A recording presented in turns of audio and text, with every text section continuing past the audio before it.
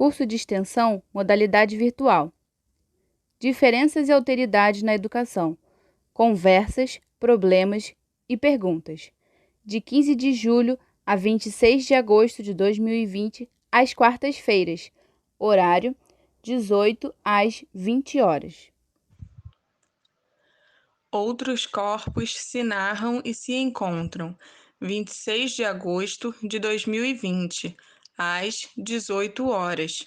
Bruna Pontes e Rafaela Correia. Organização: Coletivo Diferenças e Alteridades na Educação. FFP, UERJ. Tá, ok. Boa noite, gente. Boa noite a todos e todas. Hoje a gente está aqui no nosso fechamento do encontro, tá? É a nossa última conversa, porém os problemas, as perguntas, nosso último encontro continuam. E vou apresentar, a gente vai estar aqui hoje conversando com a professora Rafaela Correia Silva e a professora Bruna Ponte Silveira. A professora Rafaela é pedagoga, tá? Pelo UERJ, pela Faculdade de Formação de Professores, é mestre em educação, foi orientanda da professora Nelice Ribeto, atua no município de Niterói e Araruama, tá? Como professora no campo da educação especial. E a Bruna é mestre em educação pela Faculdade também de Formação de Professores, também foi orientanda da professora Nelice, doutoranda da Faculdade de Psicologia e Ciências da Educação da Universidade de Porto, em Portugal. Então, Bruna está falando de Portugal com a gente, tá? Nosso encontro está internacional. E é professora, né, Bruna, na Prefeitura do Rio de Janeiro. Eu vou abrir para elas estarem se apresentando um pouquinho melhor, estarem falando um pouquinho sobre elas e tudo mais. Vamos lá? Posso dar, então? Pode. Bom, primeiramente, boa noite a todas e todos. Como a Dayana falou, a gente vai fazer uma conversa hoje, uma conversa que seja, que nos permita pensar coisas e produzir outras tantas coisas. Eu e Rafaela nos unimos para essa conversa em específico, mas eu queria começar essa conversa agradecendo o convite em participar desse curso de extensão em modalidade virtual, dizer que eu fico feliz por esse convite, principalmente porque o coletivo, ele não começou da forma como hoje vocês veem e acompanham. Quando começamos era uma coisa assim, muito, digamos, a gente ia tentando, experimentando, vendo como é que funcionava. Isso foi há 10 anos atrás, quando eu comecei no coletivo, já existiam 2 pessoas mais a Annelise, né? Havia a Leidiane, que já esteve aqui no encontro, e tinha a Celinha, a Gilcélia. E então eu fui a terceira pessoa há 10 anos atrás. Éramos em 4, depois foram passando outras colegas, depois entrou a Luma como a primeira orientanda de mestrado, e, enfim, o coletivo foi crescendo e se transformando no que vocês veem hoje, um encontro de muitas pessoas, mães, mulheres, professoras, diferentes corpos, diferentes pessoas que compõem esse coletivo.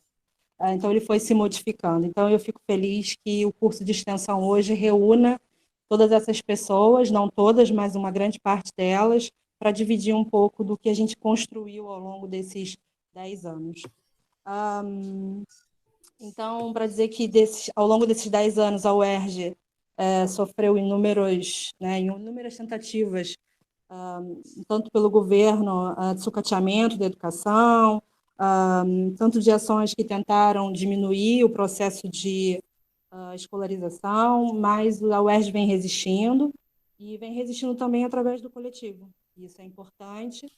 E o curso de extensão é também uma forma de resistência, não só da atual situação que vivemos pela pandemia, não é? Como a Dayana falou, eu falo de Portugal, e também tivemos um momento bem crítico aqui na Europa, mas também pelo processo político que o Brasil passa no momento, não é? Então, não vou me alongar. Eu não consigo... Eu estou pelo tablet, então peço desculpas, mas eu acho que já estamos no primeiro slide, não é isso? Vamos lá. Não comecei a apresentar ainda não, vou começar a apresentar agora, eu estava esperando. Vou colocar. para a gente... Só um momento, por favor. Obrigada, Sarinha.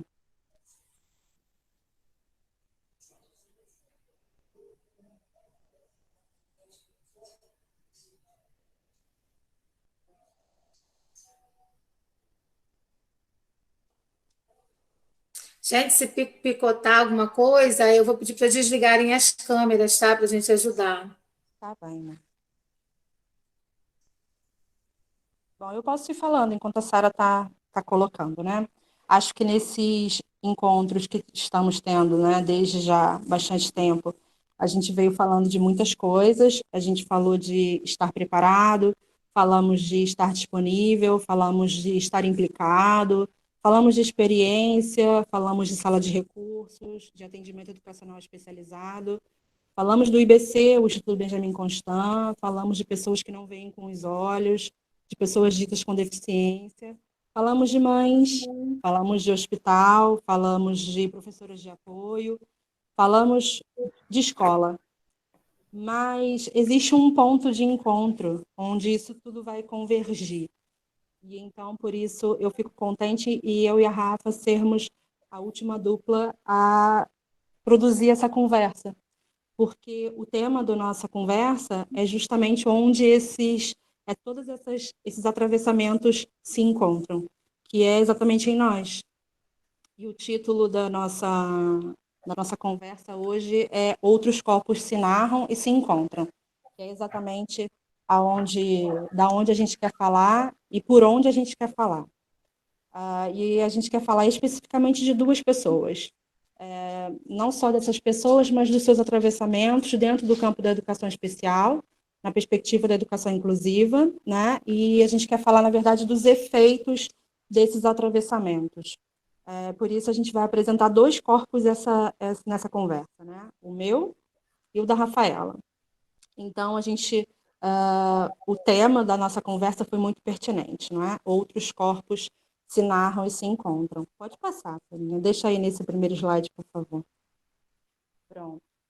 Eu e Rafaela pensamos em produzir uma apresentação que pudesse falar um pouco de nós, não com tantas palavras, mas com muitas imagens, porque foi uma das formas estéticas, éticas e políticas que decidimos dentro das nossas pesquisas de mestrado. Então, esse primeiro slide, né, já que temos, acredito, não sei se ela já está, mas temos uma pessoa que não precisa dessa descrição, temos um slide onde aparece uma foto minha e uma foto da Rafa, e a gente decidiu se apresentar dessa forma, né? Então, meu nome é Bruna Pontes, eu sou mulher, sou pobre, nasci em Bangu, como a Anne gosta tanto de ressaltar, e eu também tenho muito orgulho disso. Sou divorciada, sou feminista, sou antifascista, sou resiliente, e dentre muitas outras coisas, sou madrinha de 3 meninas, e eu sou tia de uma bonequinha que tem síndrome de Down, que tem 2 aninhos. Eu sou ex-bolsista da CAPES, sou ex-monitora da disciplina de educação especial, sou ex-bolsista voluntária da UERJ e sou ex-bolsista da FAPERJ. Sou pedagoga formada pela Universidade do Estado do Rio de Janeiro, na Faculdade de Formação de Professores, sou mestre em educação pela mesma faculdade e hoje sou doutoranda da Universidade do Porto, na Faculdade de Psicologia e Ciências da Educação. No meu percurso pedagógico, fui professora de apoio especializado de Niterói, fui professora de apoio também no município de São Gonçalo e fui professora de sala de recursos. Por fim, fui professora regente no Rio de Janeiro, que foi a minha última atuação dentro da escola enquanto estive no Brasil. Então, eu coloquei algumas fotos, eu combinei com a Rafa que íamos apresentar um pouquinho. Então, tem algumas fotos ali do meu percurso, a minha apresentação da dissertação, uma foto da minha infância, uma foto do doutoramento, algumas fotos do coletivo, onde nos reunimos algumas vezes, uma foto antiga, da época que eu ainda era bolsista e monitora da disciplina, e uma foto minha e da Anne, está bem pequenininha, mas é muito significativa, de um movimento que fomos às ruas, né, para reivindicar nossos direitos. Eu vou deixar a Rafa falar um pouquinho. Bom, boa noite a todos e todas. Espero que todos estejam bem, seus amigos, familiares e entes queridos, né? nesse momento de isolamento, em que a gente tem que cuidar de si, cuidar dos outros. Agradecer o convite, né, a oportunidade de estar aqui conversando, produzindo efeitos em mim, em todos vocês que estão aqui hoje, e agradecer também toda essa organização, essa equipe, né, essa organização fantástica que está por trás desses encontros, e deixar o meu muito obrigada, e dizer da minha alegria de estar aqui hoje. Seguindo um pouquinho da apresentação, né, eu selecionei, e aí vou me nomear, né, assim, como mulher, filha de Lúcia, mãe de Maria, companheira do Nelson, aquela que sonha, que ama, que acredita, que transita, professora transitante. Né? Esse termo, ele nasce e ele cresce ao longo da dissertação, e ele tem um efeito muito grande em mim, né? Me faz pensar, me faz produzir nos encontros que tenho. Então, ele é algo que nasce na dissertação, né? Nessa escrita, e aí, quando eu falo dissertação, costumo dizer que a dissertação, a minha dissertação, ela é uma pesquisa-vida, e aí é uma vida-pesquisa. E aí, quando o Bruno inicia, e belamente, né, uma parceira de peso, é um prazer também estar dividindo essa conversa com ela. Quando ela inicia falando, né, de tudo que a gente já falou ao longo desses seis encontros, estamos no 7º, que falamos um pouco de tudo, falamos de escola e também falamos de vida. E esse momento de hoje, que nós estamos apresentando um pouquinho, está intimamente relacionado à vida e aos encontros e aos efeitos que eles produzem, que nós produzimos, e que a gente deixa de produzir e que a gente torna a produzir novamente, sem uma sequência de tempo, mas estando aberto a quê? A experiência, estando aberto a viver. Eu sou ex-bolsista PIBID, ao longo da graduação tive essa experiência do PIBID, para mim foi uma rica experiência de mergulhar na escola pública, né? Não sou oriunda da escola pública, eu estudei em escola particular ao longo da minha formação. Então, o meu encontro no PIBID com a escola pública é algo também que a gente não pode deixar de exaltar essa experiência, como isso é transformador quando a gente está aberto a isso, né? E também gostaria de dizer que esse encontro virtual, para mim, é um pouquinho, né, causa um certo desconforto, é a primeira vez que eu estou participando, né, desse... Então, pode ser que em alguns momentos vocês me sintam até um pouco desconfortável, mas é porque faz parte desse, né, acho que a vida é um pouco isso, esses novos aprendizados que a gente tem, e diante de algumas situações que a gente é exposto. Eu sou ex-professora de sala de recursos de Araruama e Saquarema, né? No momento da pesquisa, eu atuava como professora de sala de recursos nos 2 municípios, e aí até mesmo por isso que a Dayana traz no início, e aí quando eu me autonomeio professora transitante, também tem essa relação desse percurso de me encontrar e de me perder e de me achar, também tem um pouco essa relação, né? Hoje, atualmente, eu sou professora de apoio especializado no município de Niterói, então isso também permeia a minha vida, esse trânsito, né? Transitar. Então, isso é muito pertinente ao longo da minha jornada. Sou pedagoga, mestre em educação, né, pela UERJ-FFP, costumo dizer que a FFP é uma das minhas casas, né? Aquele local a qual eu me sinto acolhida, e ali tem as resistências, as lutas, a gente que tem essa relação na universidade, na UERJ, FFP em específico, que é o local onde eu estudei, e aí onde muitas de nós também, né, estudamos, completamos nossa graduação e demos seguida aos estudos, a FFP, como Bruna falou no início, não só a FFP, mas a UERJ como um todo, sofreu ao longo desse período, né, permanece sofrendo, e a minha pesquisa em especial foi desenvolvida em um período também muito conturbado, né, de várias situações específicas no estado do Rio de Janeiro. Então, a minha pesquisa está intimamente também ligada a esses momentos e a esses movimentos de resistência. Então, a importância, né, de você completar e de você levar uma pesquisa, e aí uma pesquisa-vida, né, acho que tem um peso, né, para mim, é uma vida-pesquisa, uma pesquisa-vida em tempos tão duros que estávamos enfrentando, e aí também ao longo da minha dissertação veio a minha gestação, né, então são algumas coisas que a gente vai poder estar conversando ao longo da conversa de hoje. E as minhas imagens, né, como mesmo Bruna falou das dela, as minhas são algumas, tem uma foto do coletivo, que a gente está no auditório da FFP, no mini auditório da FFP, tem uma foto que eu estou com meu pai, a minha irmã e a minha filha, aí tem uma outra foto que é a minha qualificação, o registro da minha qualificação, numa outra foto, que vocês estão, algumas pessoas estão visualizando a Sara, que fez essa selfie, é a minha defesa.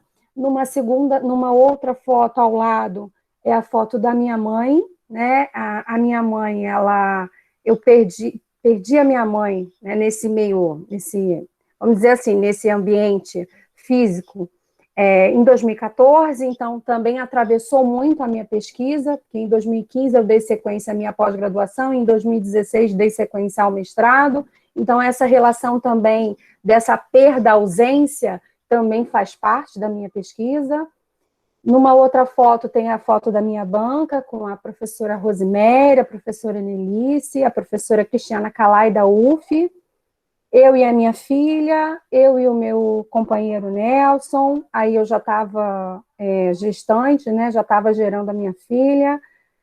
Numa outra foto tem eu e a família do Nelson, que é onde está o Nicolas, que é um dos efeitos dos encontros que produziram vários efeitos na minha formação. Dando sequência. Linda, Rafinha. Na verdade, eu e a Rafa decidimos fazer essa apresentação um pouco mais, digamos assim, que entendemos de nós, o que pensamos que somos nesse momento e o que viemos a ser durante esse tempo que estamos aqui, não é? Para falar que, para nós, enquanto mulheres, professoras, mães, filhas, na verdade, somos um emaranhado de coisas e aonde vamos, carregamos tudo isso que somos. Não há uma Rafaela, uma Bruna, professora, que entra em sala e deixa a porta para fora todos os atravessamentos, todas as questões, sejam elas boas ou ruins, sejam elas mais fáceis ou menos fáceis. Sempre somos esse emaranhado, essa coisa meio confusa.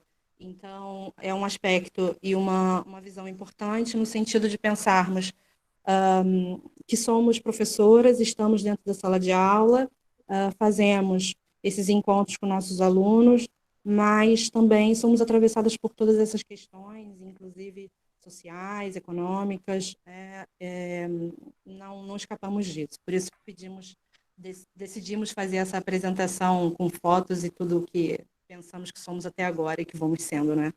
Pode passar, Sarinha, para o primeiro slide. Fale, Rafa. Só para acrescentar, diante de tudo isso que você, né, falou, parafraseando Gonzaguinha da música, é tão bonito quando a gente entende que a gente é tanta gente onde quer que a gente vá. Então, talvez, né, não sei se muitos podem ser que tenham entrado um pouquinho depois, mas no início a gente apresentou uma música para vocês ouvirem, a música do Gonzaguinha, e essa é uma das frases, né? Então é mais ou menos isso, resumindo, né? É tão bonito quando a gente entende que a gente é tanta gente onde quer que a gente vá. Exatamente. É por aí que a gente quer partir hoje, para essa conversa. Pode passar, Sarinha, amor. Bom, então, eu e a Rafa decidimos fazer uma apresentação, não é? Uma estruturação que é apenas uma base para a gente poder conversar, mas pensamos em estruturar de uma forma que fosse mais simples para vocês compreenderem um pouquinho o que a gente pretende apresentar, né? Falar um pouco. Essa foto é o que eu gostaria de apresentar, eu queria falar desse corpo que está aí nessa foto. Eu vou falar desse corpo, né? No momento da escritura da minha dissertação de mestrado, que tinha como título Biografemando, uma palavra difícil, né? Mas foi uma palavra que foi necessária a gente colocar, que foi Biografemando a experiência do grupo de dança sobre rodas, corpo e movimento, entre a produção da normalidade e as astúcias criadas pelos corpos. Essa foto foi tirada por um familiar numa apresentação que eu estava fotografando. E essa foto, ela foi um divisor de águas dentro do meu processo investigativo. E eu decidi colocar aqui no slide uma citação do Sertor, e todas essas marcas em vermelho representam posturas minhas. Eu vou falar um pouquinho assim, ó, subir ao alto do World Trade Center é o mesmo que ser arrebatado até o domínio da cidade. Fotografar do alto ou abaixar só um pouquinho, carregando a bolsa, o casaco, tapando a calcinha, sem mostrar nada, sem mostrar o corpo, sem afetá-lo. O corpo não está mais enlaçado pelas ruas que o fazem rodar e girar, segundo uma lei anônima, nem possuído, jogador ou jogado, pelo rumor de tantas diferenças e pelo nervosismo do tráfego nova-iorquino. Posso, assim, ser um corpo invisível, aquele que sobe até lá no alto e foge à massa que carrega e tritura em si mesma toda a identidade de autores ou de espectadores. Se fixo a câmera, o corpo revela o engessamento. Ícaro, acima dessas águas, pode agora ignorar as astúcias de Dédalo em labirintos móveis e sem fim. Não afeto, nem sou afetada. Sou imóvel, invisível. Sua elevação transfigura em voyeur. Coloca-o à distância. Muda num texto que se tem diante de si, sob os olhos, o mundo que enfeitiçava e pelo qual se estava possuído. Ela permite lê-lo, ser um olho solar, um olhar divino. Exaltação de uma pulsação escópica e gnósticas. Ser apenas este ponto que vê, eis a ficção de saber. A imagem da faixa, que corta o corpo, não corta o corpo da bailarina, mas o corpo de quem produz a imagem, o corpo que não se permite ir além da postura ereta. E essa costura foi um atravessamento referente às fotografias que tirei e que foram tirando de mim, não é? Onde revelei, na verdade, um engessamento do corpo. E quando eu falo em corpo, quando eu e Rafa falamos em corpo, estamos falando, na verdade, da constituição, daquilo que somos, não é? Das nossas práticas, das nossas disponibilidades, da forma como estamos disponíveis. Então, a imagem revelou para mim e para o coletivo que me acompanhava naquele momento que eu não estava tão disponível quanto achei que estivesse, né? É isso que essas imagens diz sobre esse corpo, né? Diz que ele estava lá, mas ele não estava disponível, né? Ele achava que estava, mas a imagem capturada por uma outra pessoa e as imagens que eu capturei durante a pesquisa revelaram que não. Pode passar, Sarinha. Nosso objetivo é que a perspectiva do que vamos apresentando enquanto investigação da dissertação é que possa ser, de alguma forma, elo e paralelo das experiências e daquilo que vocês vivem em sala de aula. E aí eu apresento uma outra fotografia que foi tirada bastante tempo depois desse primeiro pensamento, onde eu já conseguia perceber a rigidez do meu corpo e a forma rígida como eu levava a vida. Então, não era apenas a Bruna pesquisadora, mas era a Bruna professora, a Bruna amiga, a Bruna esposa. Então, essa imagem foi uma apresentação do grupo de dança ainda na preparação para as Olimpíadas do Rio de Janeiro, né, do Brasil, que ocorreu no Rio, onde eu já me permitia outras posições, outras formas, já não tentava capturar a imagem, mas tentava ser capturado por ela. E aí tem esse trechinho que eu não vou ler todo, mas que eu acho interessante, que será necessário depois cair de novo no sombrio espaço onde circulam multidões que visíveis lá do alto, embaixo não veem, é a queda de Ícaro, né? A minha também. Prefiro a morte do corpo, a vida medíocre de quem nunca se arriscou a morrer. Então, a pesquisa, como a Rafa colocou, também foi para ela e foi para mim uma pesquisa da vida, né, uma vida pesquisa, onde eu conto o encontro com o grupo de dança, que era composto por cadeirantes e andantes, mas principalmente conto os afetos que foram produzidos, os atravessamentos que foram produzidos em mim nesse encontro. Então, por isso, as minhas posturas dentro da fala de Sertor foram pertinentes naquele momento. Para dizer, dentro do livro que ele apresenta, que eu acredito que todo mundo deva ler, onde ele vai dizer que do alto do World Trade Center, na verdade, mas é um elo que ele está fazendo referente a estarmos tão distantes, estarmos tão no alto, principalmente de uma forma superior a quem está lá embaixo. E a pessoa que está lá embaixo, ela não tem cheiro, ela não tem forma, ela não tem, a gente não a escuta, a gente não a sente, mas para além disso, a gente também não permite que ela nos sinta, que ela nos modifique, que ela nos atravesse, que ela nos toque. Então, é uma via de mão dupla. Pode passar, Sarinha. Nós fizemos poucos slides, porque gostaríamos depois de conversar, ter mais tempo para conversar. Nesse terceiro slide, eu tenho 3 fotos. Foi uma apresentação no Shopping de São Gonçalo, uma apresentação onde eu percebi outras coisas referentes ao corpo, não é? Principalmente nessa bailarina que é cadeirante. Percebi o movimento que ela faz com a cadeira e percebi que a cadeira, que esse artefato que muitas pessoas olham e veem apenas como um artefato físico, não é? Palpável, na verdade é o corpo dela.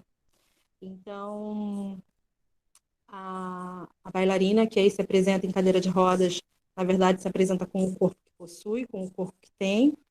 E essa pesquisa mostrou para mim a minha dificuldade em relacionar com o meu próprio corpo, a minha dificuldade em me relacionar com aquilo que eu entendia enquanto, construía enquanto diferente, ainda nessa perspectiva, não é?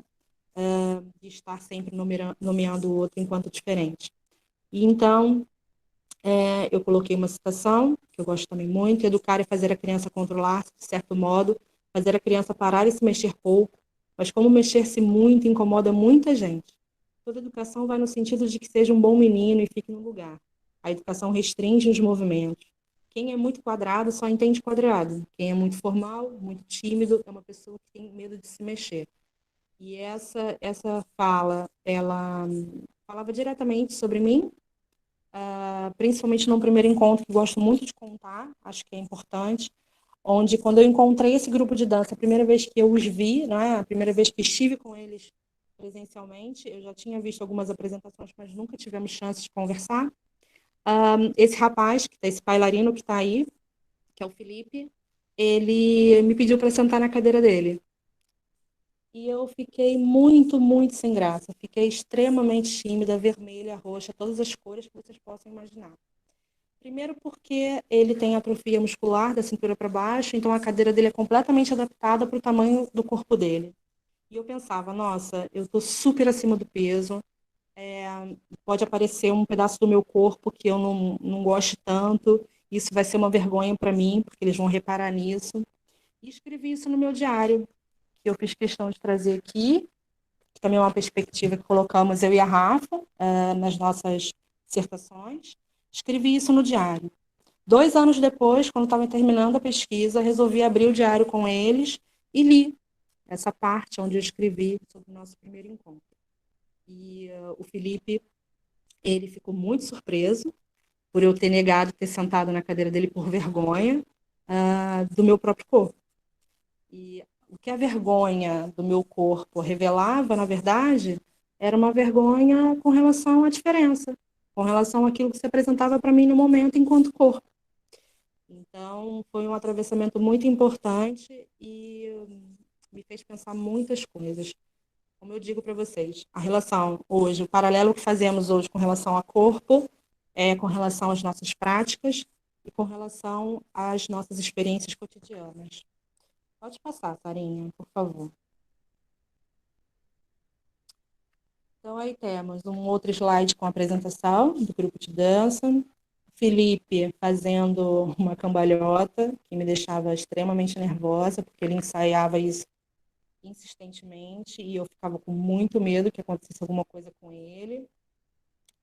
Abaixo temos a Bianca, que também é uma bailarina, mas é andante, e o Wellington, que também é cadeirante. Ao lado temos uma foto de várias pernas. Algumas dessas pernas são compostas por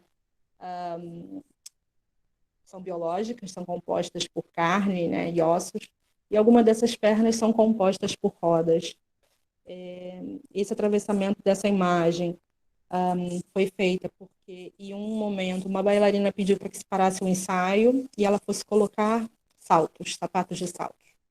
Eles iam ensaiar um tango e eu fiquei me questionando por que ela, cadeirante, queria colocar um sapato, não é? Ela não ia ficar de pé, então, que diferença fazia aquilo? E percebi que estava inundada por significados, não é? O uso do sapato significava para mim, até aquele momento, uma única coisa, que era calçar os pés para a gente não sujar ou para a gente ficar mais alto, mas nunca enquanto um artefato, um dispositivo que trouxesse a ela mais sexualidade, mais bem-estar, né? Que ela se sentisse mais bonita. Então, foram esses atravessamentos que essas imagens significam para mim. Eu me pergunto, né, sobre o que corpo a gente está falando, né? Trata-se desse corpo que é projetado no espelho, aquele que a gente olha, né? Ou daquele que a gente está enxergando, né? Aquele que a gente pensa ser. Né? Seria o mesmo corpo ou a gente é habitado por muitos corpos, né? O corpo da Bruna hoje, o corpo da Rafaela hoje, não é o corpo de ontem e não será o corpo de amanhã. Mas a gente ainda teima em colocar esse corpo como algo completamente rígido, imóvel e eterno, né? O devaneio da busca de um outro no espelho, né? Um corpo que não quero o meu, né? Eu quero o outro, então eu enxergo o outro. A partir daí, talvez seja possível pensar a pergunta que um autor Spinoza faz para gente. O que pode um corpo, né? E o corpo, esse corpo, quando se encontrou com o outro, né? O outro na sua radicalidade, né? Percebeu que era preciso se reinventar. Era preciso pensar coisas que não haviam sido pensadas até aquele momento, né? E todos fomos educados, os corpos, os pensamentos, as ações, todos construímos e reconstruímos e naturalizamos uma única forma de ser e estar nesse mundo, de ser professora, de ser aluno, de ser mãe, e a nossa prática pedagógica ela não foge a isso. É uma constante e, na verdade, é necessário que também seja uma constante a nossa abertura e possibilidade para pensar um corpo ou outro. Então, o que pode um corpo, né? O que pode o corpo do nosso aluno? Pode passar, Sarinha. O que podemos, né, pensar e construir enquanto professoras? Eu decidi colocar um slide que não falava diretamente, que não fala diretamente sobre a minha prática enquanto investigadora no processo de construção da dissertação do mestrado.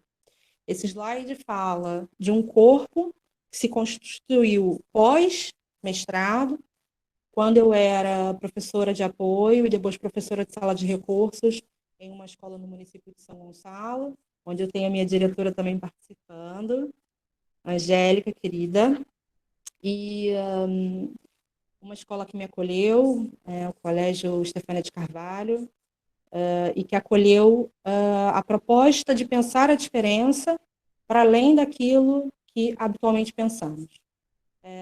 Há uns encontros atrás falamos dos encontros de mães que propusemos nessa escola, e uma dessas fotos é desse encontro. Então, temos colegas do coletivo ali presentes, temos a diretora da escola. Então, o coletivo se fez presente na escola para possibilitar essa abertura de conversa, e isso foi muito importante. Isso compôs um projeto educacional inclusivo, que, obviamente, não correspondia ao que gostaríamos de fazer, mas correspondia ao que era possível ser feito naquele momento. Não só pelas questões estruturais, mas também pelo aquilo que éramos naquele momento. Ainda éramos uma construção e estávamos tentando entender, e eu também estava tentando me entender enquanto professora de apoio e enquanto professora de sala de recursos. Eu tenho uma foto com uma aluna com síndrome de Down, tenho uma foto com uma charaminha, Bruna, que tem esquizofrenia e é autista. Tenho uma foto com um aluno que já tinha uma idade mais avançada, só para lembrar que todas as fotos têm autorização de exibição e produção, compuseram outros trabalhos que apresentei em eventos. E tem uma foto muito significativa para mim, que é a foto abaixo, que eu estou com uma menininha que usa um paninho rosa no pescoço, é a Sara. E eu decidi colocar esse slide justamente para falar do atravessamento da Sara na minha vida. O quanto a Sara me fez pensar e o quanto a Sara produziu questionamentos na minha prática enquanto professora e investigadora. E tem uma passagem comigo e com a Sara, que compõe o meu diário também, porque eu sou amante dos diários, me tornei amante deles. E também os uso aqui na pesquisa para tese de doutoramento. É um dispositivo de que eu não abro mão. Mas falei sobre a Sara no meu diário, num episódio específico que eu acho que é muito pertinente, muito importante falar. A Sara, ela tem uma deficiência intelectual moderada e tem uma dificuldade de locomoção. Pronto. E eu conheci a Sara como professora de apoio dela, foi para esse o meu concurso, eu fui designada para essa aluna, e uma vez a mãe me comentou que Sara não comia, ela não se alimentava na escola, e descobrimos que ela adorava linguiça. Então começamos a dizer que toda refeição na escola era linguiça. E então, em uma dessas oportunidades, depois de muito tentar e convencer Sara a comer, eu percebi que ela deixava comida no prato. E uma vez eu perguntei a ela se ela gostaria de comer, se ela gostaria de almoçar, e ela disse que sim, né? Balançou a cabeça. E eu pedi à profissional da cozinha para que colocasse um prato com pouca comida, mas que colocasse. Sentamos eu e Sara para comer e ela não aceitou a comida, nem a primeira colherada. Isso me deixou extremamente decepcionada e naquele momento também atravessada por outras coisas que aconteciam, não só no espaço, mas também comigo, me vi muito irritada com a Sara. E chamei a atenção dela, fui muito dura com ela, falei que ela deveria, se ela diz que sim, que ela quer comer, ela tem que comer. E nesse dia, Sara chorou, ficou muito triste comigo, ela não verbalizava, não é? Ela verbalizava muito poucas palavras, mas fisicamente o corpo dela demonstrava que ela tinha percebido o quanto eu tinha ficado chateada e triste com ela. Depois fui embora, dentro daqueles ônibus gonçalentes que com certeza todo mundo conhece, pensando no que tinha acontecido e percebi que talvez a Sara não tivesse entendido, talvez não fosse possível para ela compreender o que significava comer. Talvez se eu tivesse perguntado para ela, Sara, quer sentar? Ela diria sim, com a cabeça, não é? Talvez se eu tivesse perguntado, Sara, quer ficar de pé? Ela diria sim, com a cabeça. Só que parece tão natural, parece tão simples. A gente naturaliza as coisas de uma forma tão corriqueira que aquela frase é tão básica, não é? Todo mundo entende. Mas não, nem todo mundo entende. Nem todo mundo tem o mesmo entendimento da mesma frase. E a Sara não tinha. E eu demorei um pouco para compreender isso. E eu só compreendi isso quando me encontrei com a Sara. Então, por que é importante para mim trazer a Sara aqui nessa conversa? Porque a Sara foi o dispositivo que me permitiu pensar a minha prática enquanto professora de apoio com aquelas crianças. A Sara foi a personificação de um corpo que me permitiu pensar coisas que até aquele encontro eu não tinha pensado. Então, a partir daquele momento, eu comecei a perceber que toda criança que entrava na minha sala de recursos, que adentrava aquela escola, me faria pensar coisas que até então eu não tinha pensado. Então, a proposta em ser professora de apoio, não é? Já que temos muitas professoras de apoio e muitas mulheres e homens desejosos em trabalhar com educação inclusiva, é justamente essa disponibilidade para o que a gente ainda nem sabe o que será. Pode passar, Farinha. Então, nesse slide, eu estou perguntando como que a gente produz essa anormalidade, não é? Porque, na verdade, a norma ela já está produzida e posta, não é? A gente já naturalizou ela de uma forma tão corporificada que praticamente parece que é difícil, não é? Manuel de Barros diz que desfazer a norma, o normal há de ser uma norma, não é? Então, como é que a gente produz essa anormalidade, esse corpo anormal, né? A norma, ela é uma construção histórica, social, cultural e temporal, não é? O que consideramos hoje como normal nem sempre teve aí, não é? Se hoje a gente disser que a mulher usa um short, esse padrão de vestimenta normal, ele nem sempre foi assim, não é? Houve muitas intervenções para que ele fosse se modificando ao longo do tempo. E mesmo hoje, se pensarmos no mesmo tempo, se considerarmos culturas diferentes, locais diferentes, também vamos perceber que as normas vão se modificar, mesmo estando dentro do mesmo tempo cronológico. Então, a minha pergunta é como romper esses sentidos hegemônicos, né? Como é que a gente consegue romper isso? E eu acredito, penso fielmente que a única forma, ou talvez uma das formas, seja estar disponível para o que ainda a gente não conhece, para esse desconhecido, esse inominável, para isso que ainda virá. Eu lembro que a Camila, no encontro com a Vanina, na conversa com a Vanina, disse: como é que você se preparou, não é, para ir encontrar o seu aluno? Ah, eu me preparei indo, não é? E é exatamente isso, não é? É óbvio que todo o nossa vivência, as experiências, tudo que somos naquele momento, vamos carregar nesse encontro. Ninguém se coloca de forma nu, porque isso seria uma pseudo-neutralidade, isso não existe. Mas é estar disponível com tudo que somos naquele momento. Somos muitas coisas, pensamos muitas coisas, desejamos muitas coisas, mas ainda assim é possível estar sem colocar à frente todos esses pensamentos, todos esses desejos e todas essas projeções, né? Pode passar, Sarinha, porque agora eu quero que a Rafinha fale um pouquinho dela, do corpo dela, dos traçados da vida dela.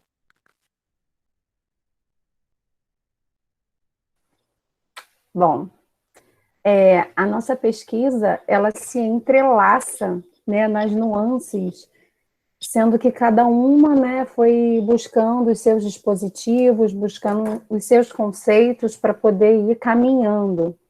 E na minha pesquisa vida, eu utilizo muito a palavra traçados. Então, ao longo da minha dissertação, há o uso dessa palavra em traçados de vida, traçados de meio e traçado de achados. E o traçado de vida, eu utilizo, né, alguns dispositivos, como a própria Bruna já sinalizou que ela usa também na dela, a questão do diário de campo. Então, no meu, eu vou nomear ele como caderno de escritas e deslocamentos. Aquele caderno que ia comigo aonde eu fosse, e que ali eu ia expressando através da arte, através de uma palavra, enfim, da maneira que aquele momento, né, da maneira que aquele momento ia se fazendo, intimamente relacionado com a própria afetação do presente, né, com aquilo que estava acontecendo no momento. Então, a construção da pesquisa, ela se deu pelos efeitos dos encontros. E assim como a Bruna narrou os encontros que ela fez e que produziu, né, a gente buscou chamar atenção para além do encontro, mas sim o efeito. Né? Então, não necessariamente o que aconteceu no momento, mas que efeito aquilo teve. Né? E aí isso está intimamente relacionado à afetação. Né? Quando eu me permito afetar, né? Afetar, se deixar afetar e afetar pelo outro, né? Afetar no outro, afetar-se no encontro, você se deixar afetar por aquilo que está acontecendo, aquele momento, aquela situação, aquela criança, aquele aluno que chega e que o não dele, às vezes, é um tapa ou às vezes o não dele é um choro. Então, como que a gente vai fazer dessas outras formas de se comunicar, né, de estar, que a gente ainda, né, a gente não tem um entendimento, e pode ser que a gente não tenha, mas quais são, né, as estratégias que a gente, enquanto professor de apoio, aí fazendo esse link, que a gente vai criando, que pistas são essas que a gente vai desenvolvendo para cada um, para cada criança. Né? Ao longo da minha dissertação, eu usei algumas pistas, e aí, como eu usei cartas, utilizei também o caderno como dispositivo, o diário de campo, e também eu utilizei alguns respiros. E eu costumo dizer, quando eu trago essa palavra respiro, ela está intimamente ligada àquela relação que eu disse, e que Bruna trouxe também, de ser uma pesquisa-vida. Como falar de nós, e não pensar que tem hora que a gente tem que respirar. Porque falar, né, pesquisar a nossa vida é se expor.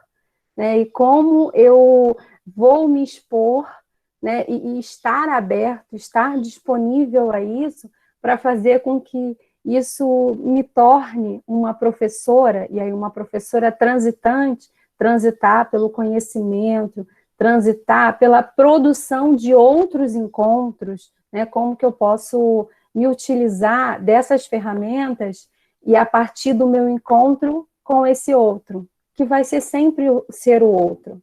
Se na medida em que ele, né, ser alguém que né, a gente não conhece, é um outro desconhecido, a palavra, né, como bem diz, a gente está ali para se encontrar e não necessariamente, né, saber quem é esse outro. Ele não está, ele está dentro da norma, a normalidade, ele é anormal, ele é normal.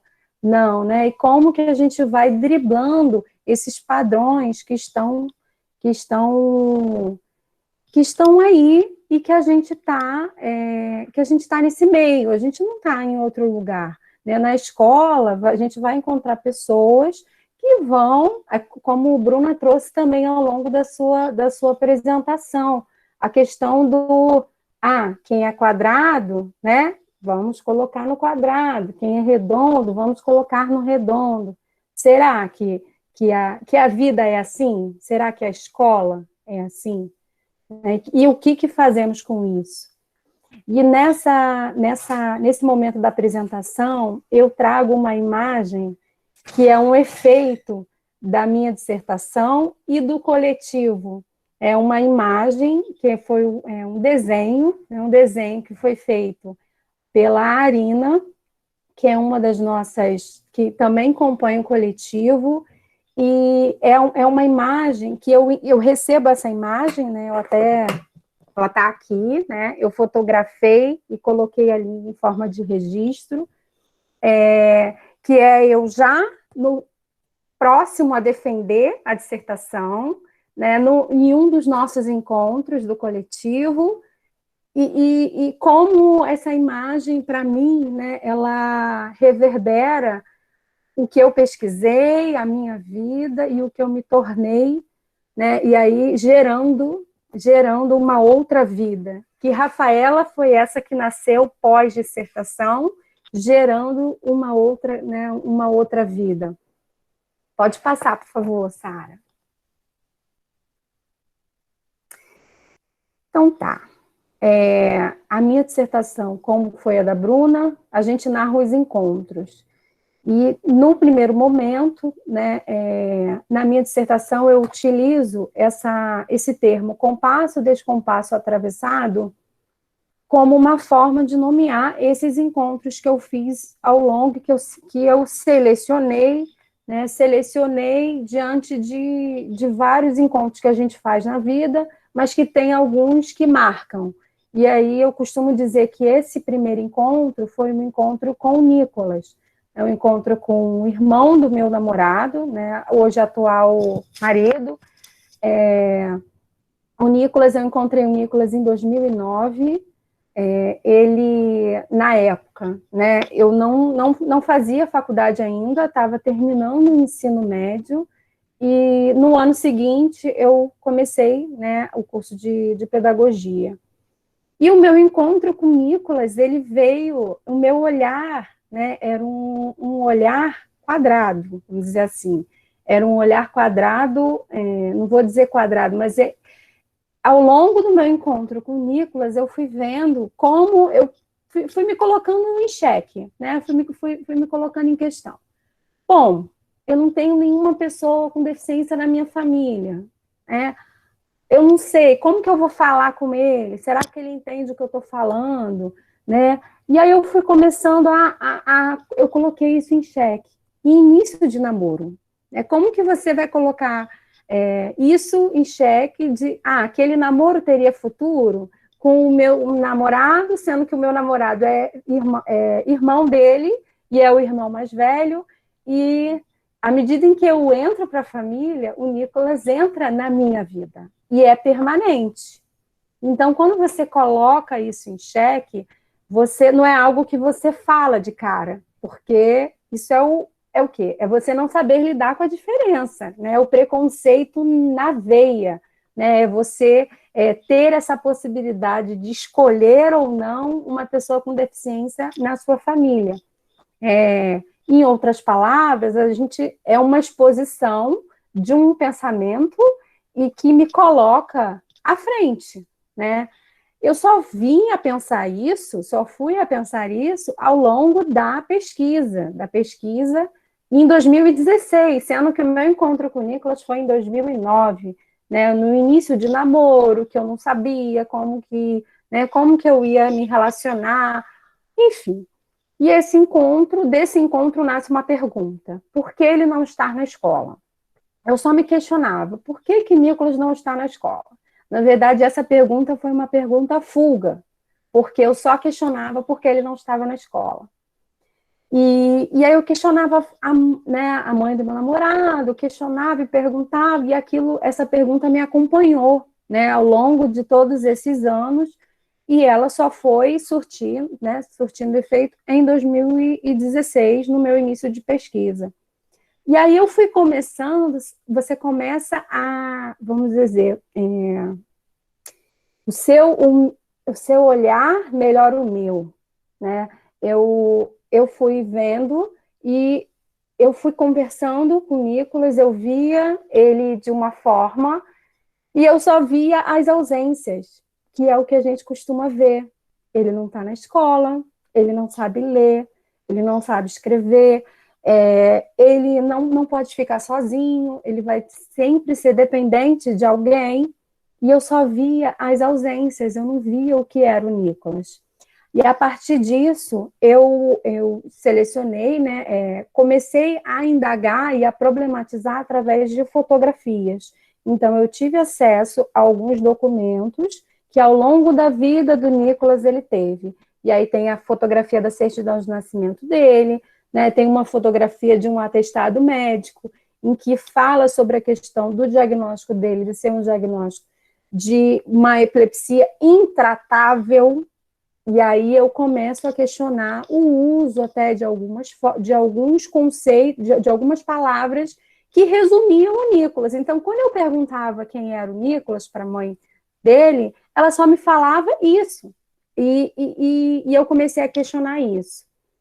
Pode passar, por favor, Sarinha. Tá.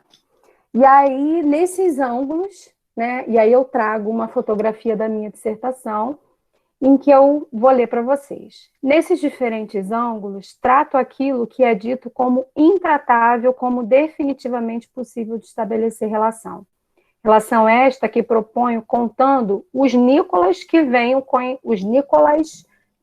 conhecendo ao longo dos anos. Quero, nas fotografias, as coisas invisíveis enxergar, para fazer delas um problema, uma potência, uma possibilidade, uma vida. Então, a partir dessas fotografias, eu comecei a problematizar e aí comecei a ver que a deficiência não estava no Nicolas, a deficiência estava em mim, no meu olhar. né? Então, isso começou a reverberar na minha escrita. Pode passar, por favor, Sara. Tiro uma outra fotografia da minha dissertação e trago. Me vi na frente de um Nicolas um outro Nicolas que não havia visto, com histórias, com vontade, com implicâncias, com medos, com sorrisos. Então, eu comecei a olhar para aquilo que eu não tinha visto. Eu só via aquele Nicolas dos laudos, dos atestados. Eu continuava vendo isso, apesar de conviver com ele, né, diariamente, sempre. Eu só via isso. Então, aí eu comecei a ver e a ver outros Nicolas, né? Ou um outro Nicolas. E aí eu trago Fernando Pessoa, né, quando ele nos fala como é por dentro outra pessoa, como é por dentro outra pessoa. Quem é que o saberá sonhar? A alma de outrem é outro universo. Como que não há comunicação possível? Com o que há verdadeiro entendimento. Nada sabemos da alma, senão da nossa. As dos outros são olhares, são gestos, são palavras, com a suposição de qualquer semelhança, no fundo.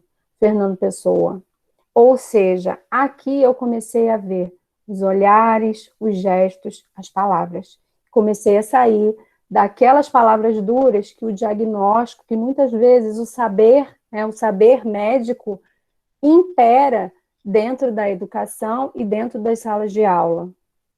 E aí eu estava no âmbito familiar, mas eu comecei numa relação de um encontro pessoal e fui fazendo essa... não fui fazendo uma transposição, mas aí é aquilo que a gente falou, né, Bruna? Somos um corpo, que corpo é esse? E há como separar a Rafaela da escola e a Rafaela da casa, da vida? Não, é Rafael, né? É o meu corpo.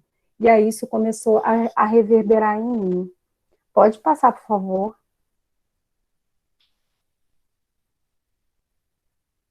E aí entra o outro compasso e descompasso atravessado. Como a Bruna mesmo trouxe também uma experiência como professora de apoio, essa experiência eu também atuei como professora de apoio, só que aqui na rede particular. E essa experiência ela aconteceu no ano de 2014, ou seja, eu ainda não estava formada, né? Eu ainda estava formada formalmente na graduação, né? Porque a formação, a gente coloca isso em xeque toda hora, né? A formação, ela é ao longo da vida inteira. Acho que eu nunca estarei formada. Mas, em relação à graduação, eu ainda estava finalizando já a entrega de monografia, aquela coisa que vocês já sabem, e chegou para mim essa oportunidade. Quando eu digo que chegou para mim, tocou a minha porta, né? O Enzo, ele é filho da filha da minha vizinha na época. E ele tem um diagnóstico de autismo, de TEA, que a gente vai chamar, né, transtorno do espectro do autismo.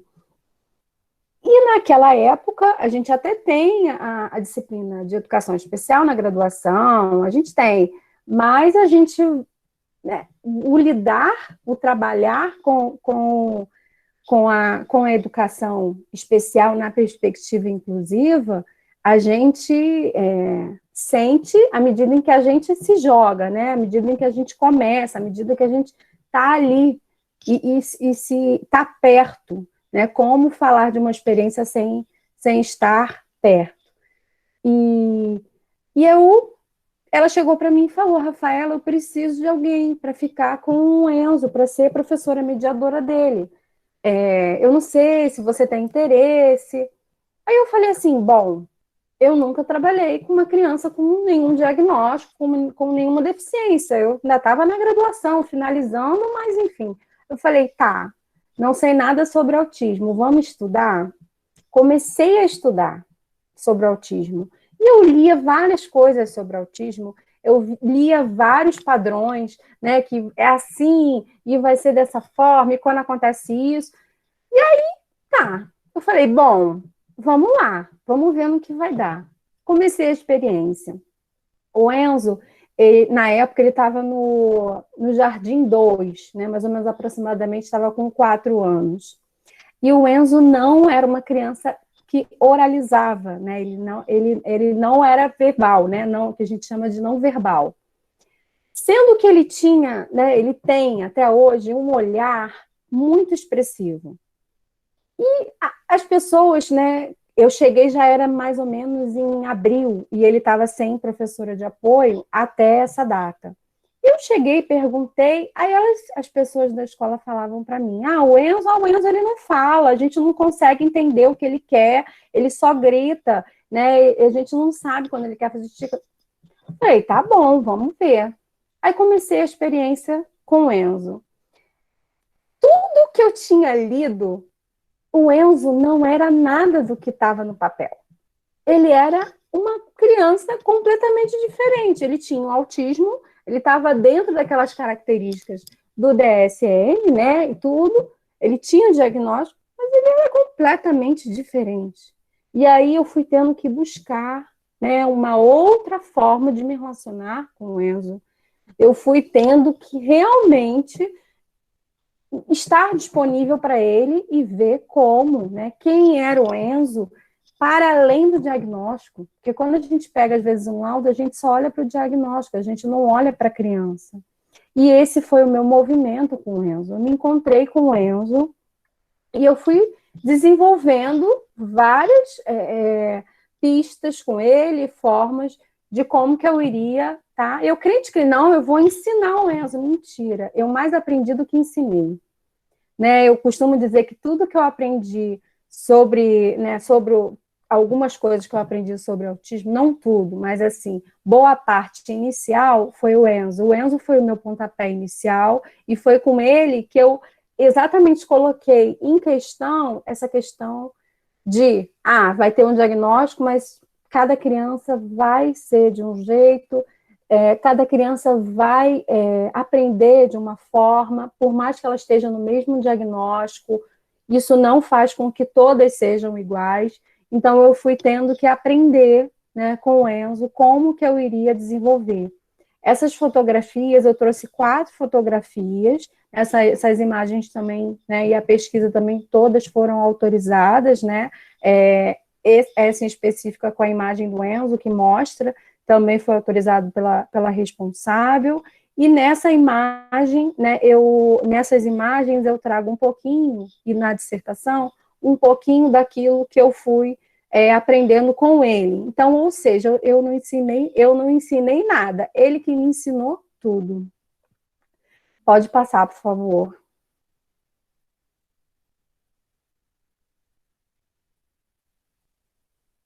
Bom, com o Enzo, eu comecei a questionar o sentido da palavra incluir, né? E que a gente costuma ver a questão da inclusão.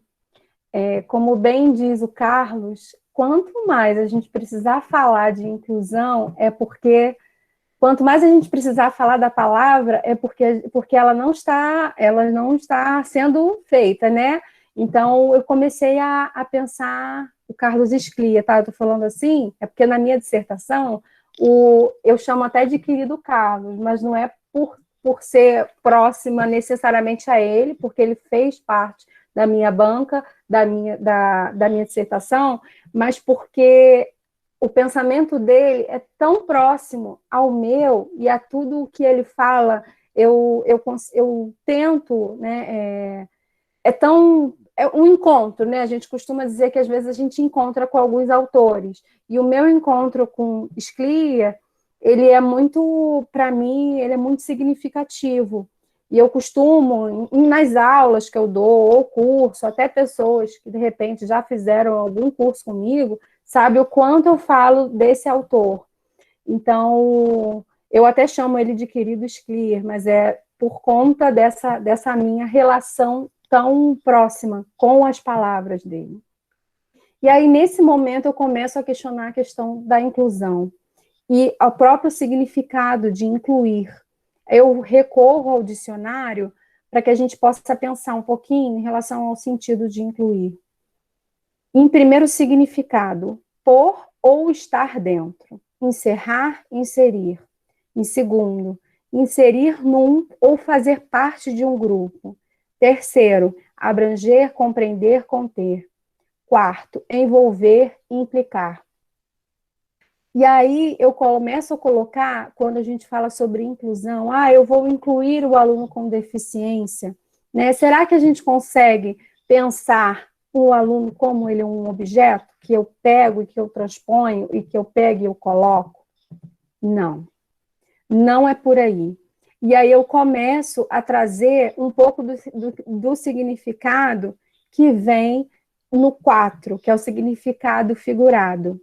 Envolver e implicar, né? A inclusão, ela é muito mais, ela não se resume a você pegar e colocar, tirar ou pôr, não, mas sim envolver esse aluno, envolver essa escola, envolver os profissionais, para que isso aconteça, para que essa criança, né, para que esse aluno sinta que ele faz parte. Né? Então, implicar, como se implicar, né, para que a gente possa se implicar nessa missão, nesse ato. E não só eu, mas que eu possa contagiar, para que eu possa envolver os outros profissionais, os outros alunos, que também são daquela turma. Então, isso uma das coisas que a gente combinou, né, Bruna, seria a gente tentar aproximar com a própria prática, né, com a prática que a gente, professor, tem.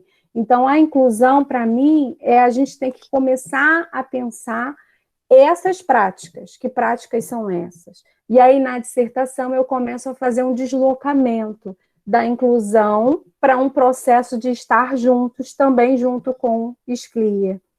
Então, à medida em que a gente pensar, né, esse processo de incluir como um processo de envolver, de estar juntos, né, de estar perto, de estar ao lado, de estar afetado, a gente começa talvez a produzir um sentido de educação inclusiva que a gente tanto sonha, ou que a gente tanto almeja quando a gente trabalha com isso, ou quando a gente convive, né, com essa realidade que é tão dura e que a gente pôde ver também ao longo desses encontros.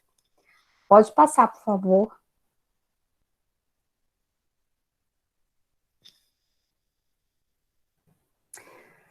Aí eu fotografo mais uma parte da dissertação, em que eu trago todo esse conhecimento acerca da legislação, de certa forma, me aproximava do que ali acreditava ser minha função, mas também me afastava daquilo que acreditava como possibilidade de encontro, experiência e casual aprendizagem. Processo este que acabou provocando um estranhamento na prática. Voltei a pensar. Por que produz esse estranhamento? Às vezes a gente tem o conhecimento da legislação, a gente tem que ter, tem que ter, né? Assim, é possível a gente ter esse conhecimento, é importante, como o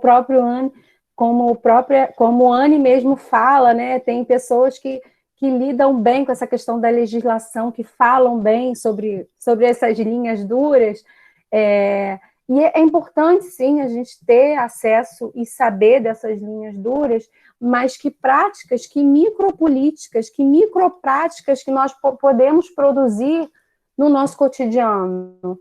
Quando a gente está na escola, quando a gente está encontrando com aquele aluno, ou seja, uma criança, ou seja, um jovem, ou até um adulto, né? Falo isso porque tive também a experiência de ser professora de apoio de um adulto na EJA, né? De um jovem adulto na EJA. Então, que micropráticas são essas? Que micropolítica é essa que a gente pode estar produzindo acerca desses encontros e desses efeitos que eles produzem em nós? Pode passar, por favor. E o terceiro, que aí eu nomeio como um outro compasso, descompasso atravessado, que aí já é a minha experiência como professora de sala de recursos nos municípios de Araruama e de Saquarema, onde eu produzi a minha dissertação. Essa minha experiência na sala de recursos, ela também foi uma experiência muito, assim, muito importante para mim, porque eu coloquei em xeque muita coisa que está na lei que a gente não consegue fazer lá no nosso dia a dia da sala de recursos, ou até mesmo na dinâmica da escola, na dinâmica de horário, na dinâmica de tempo. E aí eu escolhi, né, selecionei até algumas fotos. Essas imagens, eu trouxe 3 imagens, que aí na minha dissertação eu nomeio como fotocartografia, porque é uma cartografia do trabalho que foi feito, e essas imagens, elas são, como são muitos alunos, e foram feitas em 2 escolas, eu optei, né, tem autorização, mas eu optei por deixar de forma embaçada, propositalmente, para que a gente possa olhar para além da fotografia. E aqui, na sala de recursos, eu procurei também, assim, entrelaçando com Bruna, ir para além da relação que você, né, de ensinar e aprender, e do conhecimento pedagógico, mas sim dar atenção aos gestos, dar atenção aos sorrisos, dar atenção àquilo que a gente costuma não dar atenção, a gente só olha para as ausências e não olha para aquilo que está ali. E aí, nessas 3 imagens, em uma das imagens, é uma imagem que foi um aniversário de um dos alunos que era atendido na sala de recursos, e ele nunca tinha tido uma festa na escola, nunca tinha tido uma... E nesse dia nesse ano eu sugeri para a mãe, falei, vamos fazer uma... Ele era muito tímido, ele não gostava, né? E esse dia foi um dia muito marcante para mim, foi uma experiência que a gente estava ali na sala, e foi todos os amigos, e ele com o bolo, ele é flamenguista, roxo, e aquilo ficou muito marcado, e o efeito que aquilo teve no processo dele de aprendizagem da sala regular, né, da sala regular. A diferença que isso teve, que isso produziu, algo que para ele, que às vezes passa despercebido, a gente acha que essa questão assim do aniversário, da comemoração, mas quantas coisas que a gente está trabalhando em relação a isso, quando a gente trabalha essa questão da exposição, de uma festa, essa questão da relação com os outros colegas. Numa segunda imagem, tem uma imagem que é um trabalho que foi feito por uma aluna que ela fez para a sala regular. E ela também era uma criança muito tímida, que não gostava de falar com outras pessoas, com outras crianças, não gostava muito de falar, era muito calada. E nesse dia ela veio toda feliz na sala de recursos e bateu na porta e falou, olha o meu trabalho. E começou a apresentar o trabalho que ela tinha feito, que era uma peça que ela tinha criado na sala regular, né? E como isso também foi marcante na formação dela e na minha, que eu poderia ter, eu estava com um aluno atendendo, eu poderia ter fechado a porta e ter encerrado ali, não, agora eu estou ocupada, eu não posso te dar atenção neste momento. Mas não, eu interrompi, eu ouvi, ela entrou, eu registrei, porque o sorriso, se você, né, alguns, né, que vocês podem ver, o sorriso na imagem está bem no finalzinho, e era uma criança muito difícil da gente ver o sorriso. Então, foi uma forma que eu tive de registrar e de trazer para vocês o quanto isso produziu de efeito na minha formação, eu enquanto professora. Pode passar, por favor. Rafa, desculpa te interromper, mas é só para avisar que tem mais até uns 10 minutinhos só, tá? Não, já estou finalizando. Então tá ótimo, para a gente fazer perguntas, né? Então... Claro. Nessa imagem, são 2 imagens também de experiência. Na primeira imagem, foi um passeio que a gente organizou, eu junto com as professoras, de levar eles na praia. Eles não tinham, muitos nunca tinham ido, moravam em Saquarema e nunca tinham conhecido a praia. Então, foi fantástico também essa experiência. E numa outra imagem, é a imagem de um aluno, que era extremamente um aluno muito arredio, irritado, ele não gostava de ir para a sala de recursos, ele não gostava de ser atendido, e teve um dia que eu encontrei e consegui achar os bloquinhos daquele material dourado, e a gente começou a produzir uma atividade a partir daquele material. Pode passar, por favor.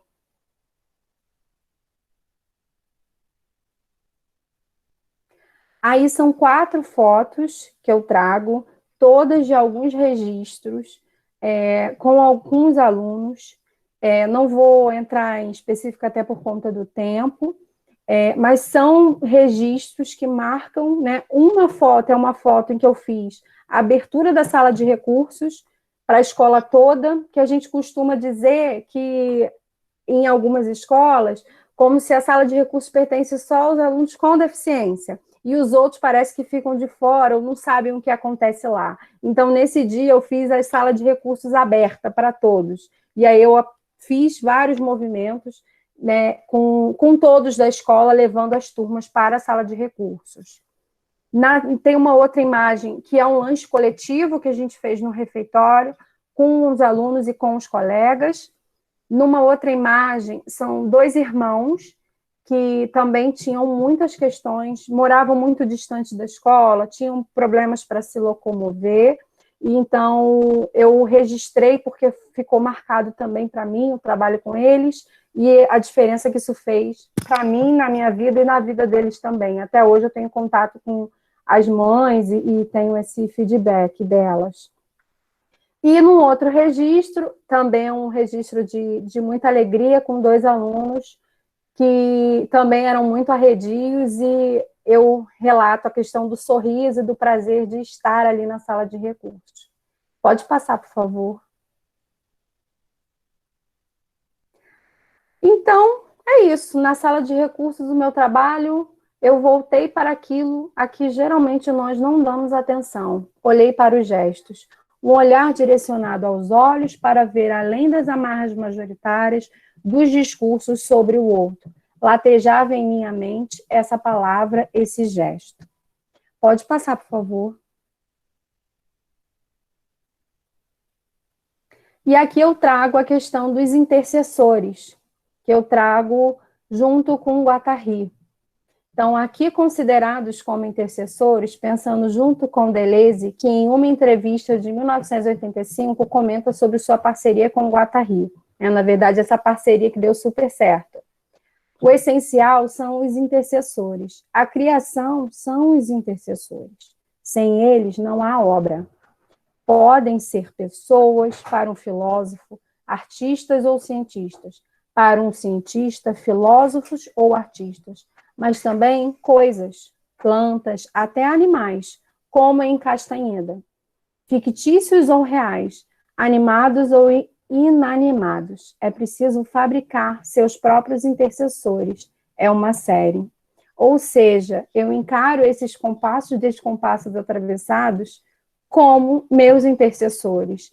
E aí são essas relações que a gente vai produzindo ao longo de cada encontro, que a gente se permite, que a gente está disponível, que a gente se afeta, né, se deixa afetar pelo presente, por aquilo que acontece.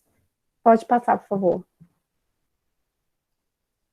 Não existe meio mais seguro para fugir do mundo do que a arte, e não há forma mais segura de se unir a ele do que a arte.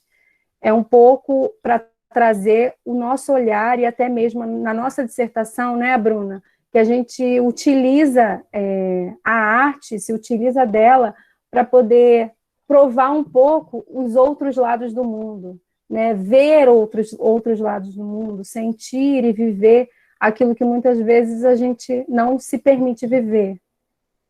Pode passar, por favor. Que a gente pensou para a conversa de hoje, já encerrando e abrindo para as perguntas, que Rafa ainda tem uma colocação. Esse slide coloquei como provocação para deixar, eu sei que o material vai ser disponibilizado, então o objetivo não é falar sobre ele, mas é pensar nele posteriormente, para que essa conversa continue reverberando fora aqui da apresentação.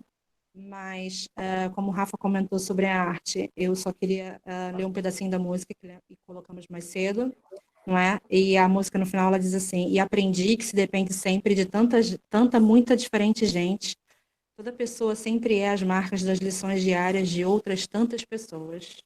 Pode passar.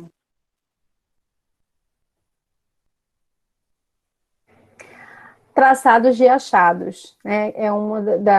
Acho que a gente, ao longo dessa conversa, pôde falar, narrar um pouco, ensaiar aquilo que a gente pesquisou e que a gente faz reverberar ao longo da nossa vida, né? Da nossa caminhada, da nossa formação. Bruna lá em Portugal, eu aqui no Brasil, né? Então, é escrever para dialogar comigo e com outros, balançar os pensamentos que vêm e vão nesta vida, escrever para dizer aquilo que está em nós, ou até mesmo não está, escrever como a ensaísta de outras escritas.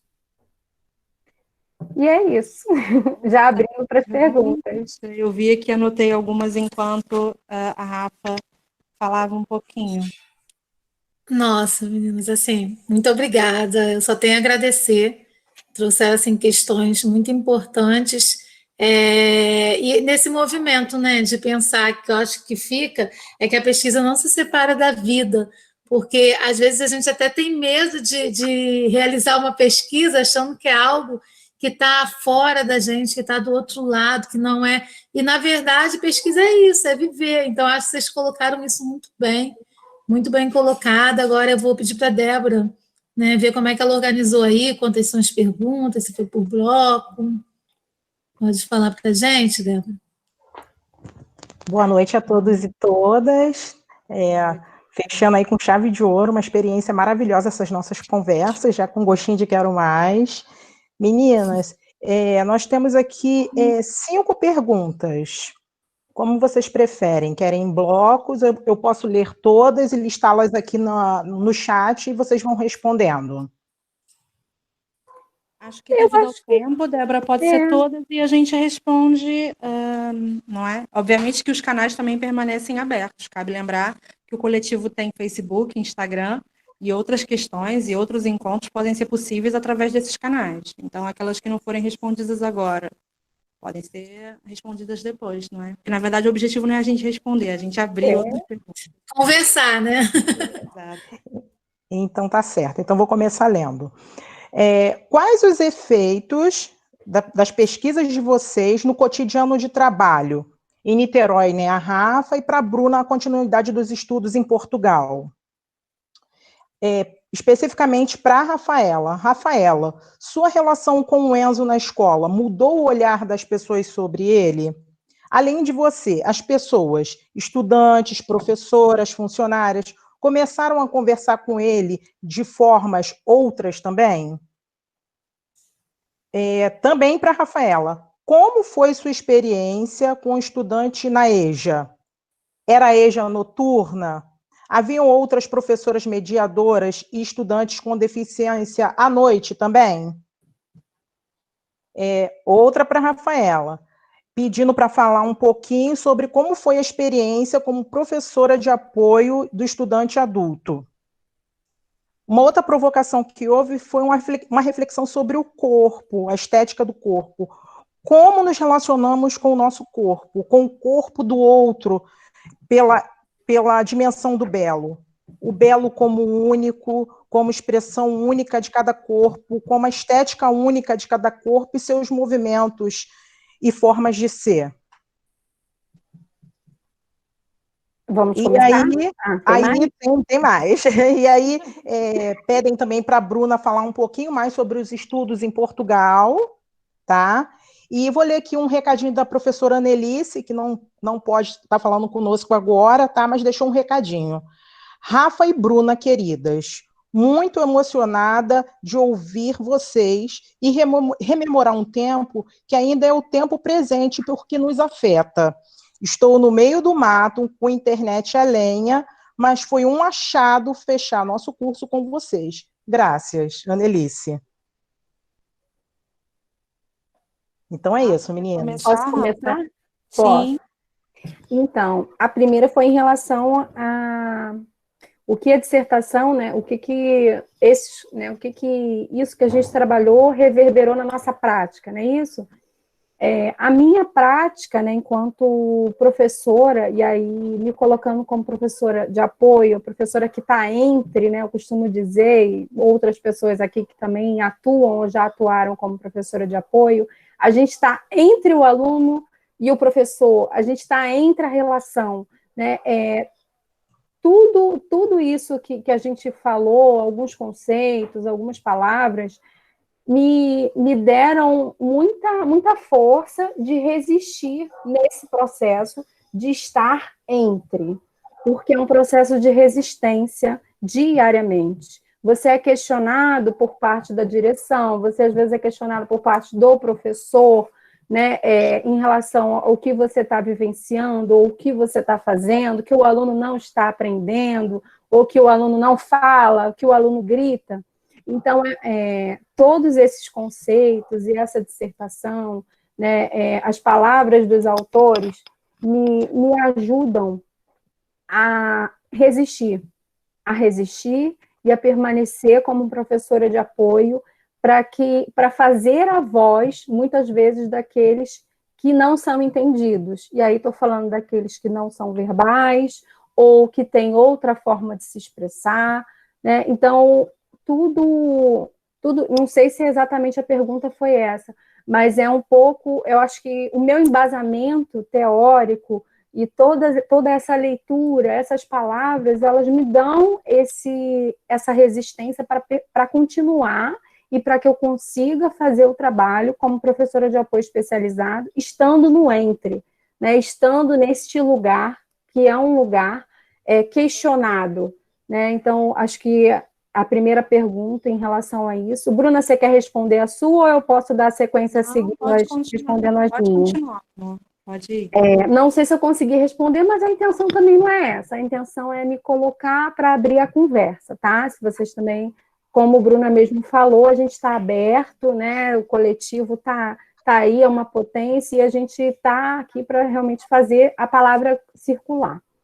Em relação à segunda, foi sobre o Enzo, né? Se a minha prática com ele, né, se eu conseguir fazer com que os outros profissionais também estivessem envolvidos, né?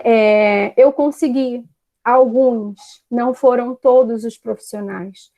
A professora mesmo da sala era uma professora muito resistente e ela passou o processo muito resistente a muitas intervenções. Então, em vários momentos eu conseguia fazer o registro, né, de que ele estava em processo, de que ele estava respondendo à maneira dele, de que ele estava em desenvolvimento, e era uma pessoa muito resistente, mas que no final ela se surpreendeu, pois o Enzo ele era muito carinhoso, e ele só realmente demonstrava afeto quando ele sentia que a pessoa dava uma abertura, né, e olhava para ele, né, não somente para o diagnóstico dele. E no final do ano, quando ela já estava num processo, já estava no processo não vou dizer de amolecimento, mas já estava num processo, não é aceitando, mas ela estava mais envolvida no processo, ele demonstrou chegou para ela e abraçou ela, deu um abraço espontâneo. Eu tenho até esse registro. Então, no final, eu consegui um pouco esse envolvimento da professora da sala, e o que me chamou a atenção era uma menina que ficava no portão. Ela, no final, ela falava com ele, mesmo ele não sendo verbal, falava com ele, e ela começou, hoje em dia até encontro ela na rua e ela fala, eu nunca me esqueci do Enzo. E hoje eu vejo outras crianças e eu converso e eu falo, mesmo que elas não falem comigo, mas eu consigo ver a sensibilidade desse trabalho que você desenvolveu com ele. E em relação à EJA, o trabalho com a EJA me envolveu de uma forma que é, assim, até difícil de falar. Eu até hoje tenho contato desse jovem, né? O trabalho na EJA é um trabalho delicioso, mas também é um trabalho que é muito difícil. Eu trabalhei na EJA no primeiro segmento, né? E não cheguei a pegar o segundo segmento, que é do 6º ao 9º. É onde a gente, às vezes, lida com alguns professores de outras disciplinas que têm uma resistência maior e que, de certa forma, ao invés de produzir um estar juntos, eles produzem um estar separado, que é separar o aluno da sala. É uma coisa incrível, mas isso acontece. Então, o meu trabalho na EJA foi encantador, por eu conseguir, trabalhei com pessoas com professoras no primeiro segmento, professoras maravilhosas que tinham um olhar e eu conseguia produzir esse estar juntos, mas no segundo segmento eu não acompanhei este aluno, mas eu permanecia na escola, mas no momento em que ele foi para o segundo segmento, eu estava numa outra posição na escola, eu estava como orientadora. E da posição onde eu estava, eu tentava intervir e saber como que estava esse processo dele no segundo segmento. E aonde ele está hoje, ele está especificamente no 9º ano, ele está fazendo o último ano da escola e ele é louco pela escola. Né? O diagnóstico dele, ele tem deficiência intelectual e tem esquizofrenia. Então, vou falar porque, como a Bruna falou, os nossos corpos falam por nós. E quando eu cheguei na escola, né, para trabalhar com ele, o nome dele é Washington. Ele é um negro de quase 2 metros de altura, forte e gordo. Né? Gordo, esteticamente falando, né? Grande. E ninguém gostava de trabalhar, todo mundo tinha medo de trabalhar com o Washington. Por ele ter o diagnóstico da esquizofrenia e pela estética, pelo corpo de Washington, que falava antes mesmo dele abrir a boca. O corpo dele falava. E quando eu cheguei na escola, e eu fui designada para ele, né, até porque ninguém queria trabalhar com o Washington, e foi uma surpresa muito grande, porque o Washington, o corpo dele fala, chega antes e fala. Porém, quando você conversa com o Washington, quando você conhece o Washington é fantástico. É assim, fantástico que eu digo, ele é carinhoso, ele vai na contramão do que o corpo dele diz, sabe, Bruna? Então, falar do Washington, falar dessa experiência com ele, vai muito de encontro ao que a gente está tratando hoje, essa questão do corpo. Às vezes, o corpo chega antes da gente abrir a boca, e com o Washington foi assim. E ele, até hoje, o Washington quase que me liga todo dia, fala comigo todos os dias. Ele atualmente está sendo acompanhado, né? Isso é no município de São Gonçalo. Ele está sendo acompanhado pela assistência social, aquela coisa toda, e está todo mundo muito preocupado, porque estamos sem aula, e a escola é vida para o Washington. Ele respira a escola. Então, a minha experiência na EJA é muito fantástica, e eu acho que temos que produzir, sim, muitos estudos na EJA, né? São poucos estudos dos profissionais de apoio, dessa mediação na EJA. Não tive a oportunidade ainda de escrever sobre isso, mas escreverei, porque atravessa e atravessou a minha vida e continua atravessando, e é um pouco isso. Agora eu passo a palavra para a Bruna. Eu acho que só complementar as perguntas que foram feitas, os efeitos da pesquisa no cotidiano do nosso trabalho. O Rafa falou um pouquinho, não é? Concordo plenamente com ela. É muito difícil estar em outro país, colocar sua vida em 2 malas de porão e uma mala de mão. Então, eu trouxe alguns livros que, né, tive que selecionar. Isso talvez tenha sido mais difícil selecionar os livros do que os sapatos, mas são escolhas e, enfim, a gente precisa fazê-las. Então, eu vou falar um pouquinho sobre a minha pesquisa aqui, né? Falar um pouquinho sobre os meus estudos aqui e responder a pergunta ao mesmo tempo de que forma o cotidiano do meu trabalho no Brasil interfere nas minhas práticas aqui enquanto investigadora. Primeiro que nunca deixei de fazer parte do coletivo, só deixei de fazer parte da forma física como o coletivo exerce hoje. Então, tento acompanhar as meninas e continuo tentando acompanhar da forma possível, não é? O que acontece no Brasil, e o que acontece na UERJ e o que acontece com o coletivo. Nesse sentido, a minha pesquisa aqui, ela está em processo de qualificação, então, ou seja, eu entreguei um projeto alargado, que o processo deles é dessa forma, e devo defender o projeto em outubro. A minha pesquisa vai falar sobre o processo de medicalização do ensino, mas eu estou trazendo uma perspectiva completamente daquilo que eu vinha produzindo no Brasil. Eu já me debruçava um pouco sobre essa questão, mesmo porque ela conversa com a questão da produção da normalidade, então eu já me interessava sobre esse tema, mas também pensando naquilo que eu venho produzindo hoje, eu quero pensar a medicalização para além do remédio, para além daquilo que a gente, obviamente, naturalizadamente vê logo assim que alguém fala sobre medicalização. Então, é exatamente o que a Rafa falou, né? Ver para além do que os nossos olhos estão acostumados a ver. Nesse sentido, eu acho que a questão ética, a questão estética, né, é importante para mim. O uso dos meus diários é importante para mim. Como a Annelise conhece bem, porque também teve a possibilidade, não é, de estar aqui em Portugal e conhecer um pouco das práticas educativas deles.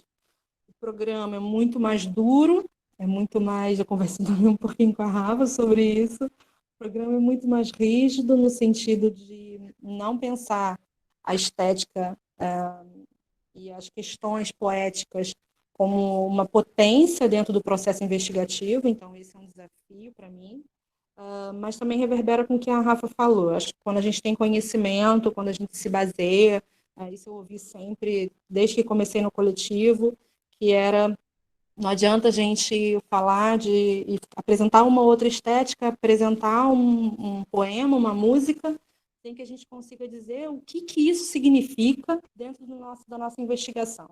Não é só colocar a música ali, ela precisa ter um sentido, ter um propósito para produzir algum tipo de pensamento. Então, continuo precisando sempre com os meus orientadores em reafirmar esse lugar, em reafirmar o motivo pelo qual quero colocar, por exemplo, o meu diário, o motivo pelo qual o SCLIR é importante para mim. Então, nesse sentido, é um desafio a que me proponho aqui fazendo o doutoramento, né, o processo de doutorado, que aqui eles chamam de doutoramento. Então, é isso. Vou pesquisar o processo de medicalização do ensino, para além do processo do dispositivo medicação, pensando de que forma ele se materializa na escola, para além disso que a gente está acostumado a ver. Então, estou me propondo a fazer uma pesquisa que talvez não dê em nada, no sentido cartesiano de que a gente pesquisa para achar um resultado. Eu não estou pesquisando para achar um resultado. Eu quero ver o que o cotidiano me apresenta enquanto realidade de forma material. Enfim, eu acho que tem outras questões que foram sendo colocadas. A Anne, por exemplo, colocou como é que se materializa concretamente, né, o estar disponível. E eu queria, não sei se a Rafa vai falar, mas eu queria aproveitar para finalizar a minha fala, e é justamente finalizar também essa conversa. Nosso último encontro, foram 7 encontros contando com esse. O coletivo Diferenças e Alteridades na Educação é um dispositivo de resistência dentro de um sistema educativo completamente abandonado.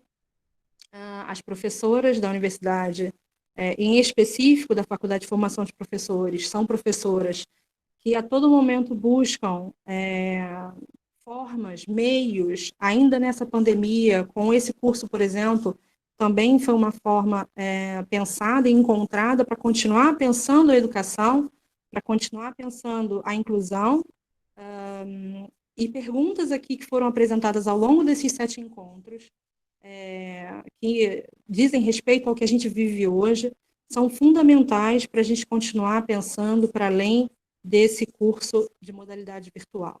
É uma nova realidade que se apresenta e que nos coloca frente a dificuldades que possivelmente nunca pensaríamos, e eu acho que é importante aproveitar esse momento justamente para pensar aquilo que talvez a gente não estivesse disponível para pensar. Então, o coletivo, como eu disse no início da gente, quando a gente abriu para as perguntas, o coletivo tem Facebook, Instagram, os vídeos vão estar no YouTube. Eu me coloco à disposição e sei que todas as colegas do coletivo, tanto as que apresentaram quanto as que não apresentaram, também se colocam à disposição para continuarmos conversando, continuarmos falando e pensando juntas, não é? Porque os atravessamentos são diferenciados, dependem muito de onde são, de onde falam, como falam, e é sempre bom a gente estar abrindo esse canal. Então, espero que todas tenham gostado e tenham aproveitado, não é? Tenham pensado um pouquinho. Todas estão convidadas para vir a Portugal, mas o euro a R$ 6 fica um pouco complicado, mas estão todas convidadas, pelo menos virtualmente. Respondendo, né, que eu também vi essa pergunta, se eu não me engano, foi a primeira pergunta que a Annelise colocou, de estar disponível, e é importante a gente frisar isso, como que se materializa concretamente, assim. Para mim, uma suspeita, talvez uma pista, seja a gente ver, desver, olhar para outro lado, sentar, conversar, falar. São essas possibilidades que a gente tem. Escutar o outro, né, escutar mais, sentar ao lado, ver aquilo que a gente não está acostumado a ver, ou que a gente não está, nem se sente preparado para ver. Então, acho que o movimento talvez seja esse, seja ver, desver e sentar, conversar, exatamente o que a gente está fazendo agora. Bem, eu vou pedir, eu acho que a gente perdeu a conexão totalmente, tá, com a professora Annelise. Se alguém achar aí no chat alguma mensagem, me avisem, que eu não estou com o chat aqui aberto. Mas eu vou pedir para a Sara colocar alguma apresentação com alguns informes.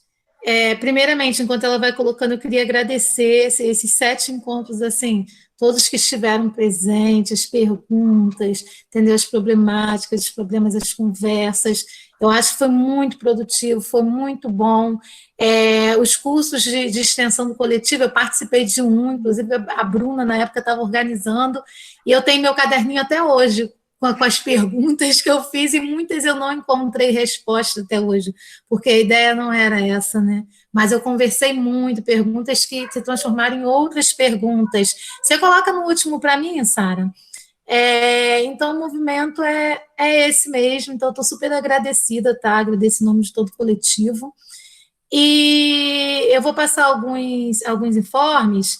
Como a gente fica sempre com gostinho de quero mais, o coletivo não para, tá? A gente já está organizando, já estou fazendo a propaganda, nosso primeiro webinário entre línguas, tá? Intitulado Educação Especial na Perspectiva da Educação Inclusiva no Brasil e na Argentina em tempos de pandemia. Então, todos já estão convidados. Vai ser realizado em outubro e novembro, tá? Serão 5 encontros, 15, 22 e 29 de outubro e 5 e 12 de novembro. Tá? As inscrições vão ser a partir de 1º de outubro, então fiquem atentos nas nossas páginas que a Bruna colocou aí, tem página, fiquem atentos, seguindo para saber das novidades, tá? E a gente conta com a presença de todos, porque a ideia é essa, continuar movimentando o pensamento e expandir além, não ficar também só aqui no Brasil, né? Então, a gente já faz isso, então agora a gente está organizando o webinário. Eu acho que vai ser muito bom e potente. Um outro recadinho que eu queria dar, eu acho que está no próximo slide, Sara, em relação aos informes mesmo do curso, tá? As listas com os nomes das pessoas que concluíram, tudo mais, vai ser disponibilizada no dia 15/9, tá? E a gente vai enviar essa lista para o setor responsável da UERJ, tá? Na produção de certificados. Então, isso é um processo assim, não é de uma semana para outra, tá, gente? Mas tudo a gente vai encaminhar e vai comunicar pelo e-mail. A gente acredita que, por conta da pandemia, talvez seja disponibilizado de forma online esse certificado, tá? De forma digital. Eu falei que tudo será comunicado por e-mail, e a gente vai enviar também para o e-mail de vocês uma pasta do Drive, tá? Que a gente já está organizando, e precisava desse último encontro, com toda a documentação, os slides, tudo que foi apresentado, as dissertações também que foram produzidas, para que todos do curso tenham acesso, tá? Então, duas coisinhas, ficarem atentos ao e-mail, porque tudo a gente vai comunicar pelo e-mail, tá? Em relação ao curso. E que não é de uma semana para outra, tá? Os certificados, eles levam um tempinho sim, tá? Porque a gente ainda manda para o setor e tudo mais, mas a gente vai estar mantendo todos informados. E precisa ter participado de 6 encontros, tá, gente? Ter respondido lá a lista, tudinho dos 6 encontros. Com direito à falta, e é isso. Fiquem atentos no nosso webinário aí, e agradecer a todos. Vou pedir para a Sara tirar a apresentação. Se Débora, a Sara quiser lembrar alguma coisa, de falar que eu não tenha dito. E a gente ligar nossas câmeras, né? Como a gente sempre faz, tá? Para a gente poder se despedir. E é isso. Agradecida. Meninas, obrigada. Obrigada mesmo. Obrigada, Bruna. Nem quero agradecer a todos. Tchau, obrigada. Tchau, gente. Boa noite. Tchau, boa noite. Tchau. Boa noite. Tchau, obrigada. Parabéns pelo curso. Boa noite. Até a próxima. Boa noite, gente. Esperamos vocês em outubro, hein? Não é de nada. Minha chefe Angélica também. Quem mais? Gente. Minha sobrinha, beijinho. Regina tá aí, né, Regina? Boa noite. Márcia, que eu não vi um tempão. Saudade de vocês. Parabéns, foi muito bom. Gente, Beijo, fiquem com Marcinho, Deus. saudade. Obrigado, coletivo. Foi maravilhoso. Até o próximo. Boa noite, internet, você só tem minha voz. Foi um Beijinho, abraço. chefe. Se Deus quiser. Parabéns, estamos aqui em pessoal. outubro, tá bom? Parabéns ao Beijo. coletivo. Abraços. Tchau, tchau. Tchau, tchau. Obrigada. Tchau, gente. Bruna, estou aí em Portugal porque a pandemia não me permite. Beijo, tchau, Beijo, gente. obrigada. Boa sorte na sua defesa, tá bom? Obrigada, querida. Eu Aqui mando, é eu mando última notícias só. lá na página do coletivo. Tá Vou botar bom, beijo, fotos. meninas. Foi um prazer. Tchau, tchau. Beijo. Beijo. Tchau, tchau, gente. Tchau.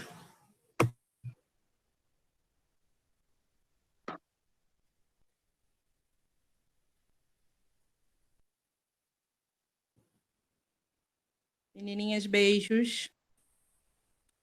Obrigada. Beijo, Rafinha. Beijo. Beijo na Maria. Muitos.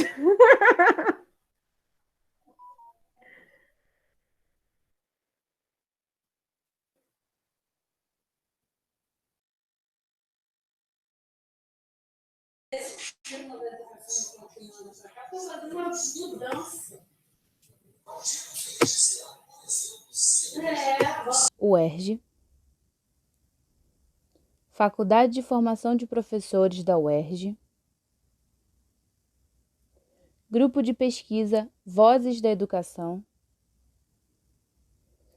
PPG Edu, Processos Formativos e Desigualdades Sociais, Fundação Carlos Chagas Filho de Amparo à Pesquisa do Estado do Rio de Janeiro, FAPERJ, Coletivo Diferenças e Alteridades na Educação. Universidade do Estado do Rio de Janeiro, Faculdade de Formação de Professores, Curso de Extensão, Modalidade Virtual, Diferenças e Alteridades na Educação, Conversas, Problemas e Perguntas. Coordenação, Anelice Ribeto. Comissão Organizadora, Dayana Pilar, Débora Madeira, Evelyn Montenegro, bolsista CETREINA, Juliana Pérez, bolsista IC, CNPq, Sara Busquet, gravação de vídeo, Dayana Pilar, edição, produção e voz, Sara Busquet. Agradecimento, Lean Uf.